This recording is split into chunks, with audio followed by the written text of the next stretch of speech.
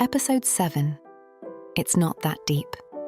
There are moments in friendships that pass so quickly they almost do not register. A comment, a tone, a look that lingers half a second too long. They are small enough to dismiss, soft enough to laugh off, easy enough to move past without consequence. Except they do have consequences. They just settle quietly instead of arriving loudly. That evening began at Anaya's. Her space always felt like her. Soft lighting, calm energy, everything arranged in a way that suggested care rather than performance. It was the kind of place that made people lower their voices slightly without realizing they were doing it.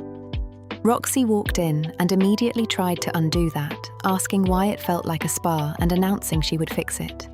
Anaya smiled, because she always smiled first. The group gathered slowly, the way women do when the evening has not yet decided what it is going to be. Clothes were adjusted in shared mirrors. Jewelry changed at the last minute.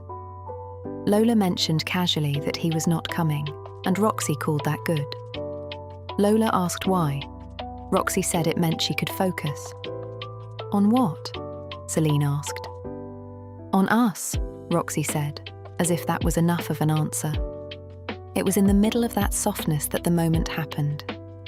Roxy looked at Anaya, the way she often did, directly and without hesitation. You always look like you're about to apologize for something, she said. It was light, it was quick, it sounded like a joke. Everyone laughed, Anaya did too. But there was a pause, just before she did. Small enough to miss, long enough to matter.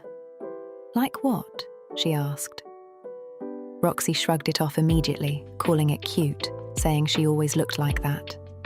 Anaya laughed again, softer this time. She said she didn't.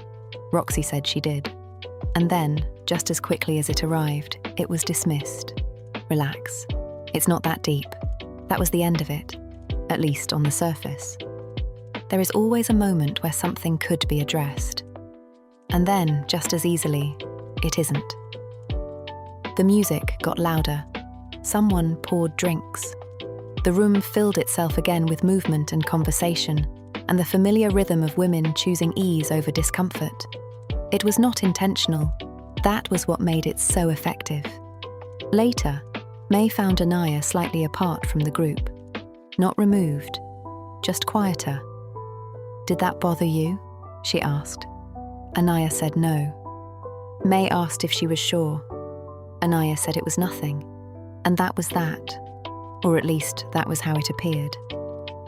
It is strange how quickly something can become small when everyone else agrees that it is. Not because it actually is small, because it is easier to place it there.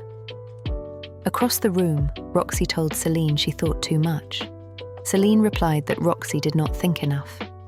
They both smiled in the way women do when they are not entirely joking, but also not ready to commit to seriousness. Iris stood by the window again, watching. She watched Anaya laugh at the right moments.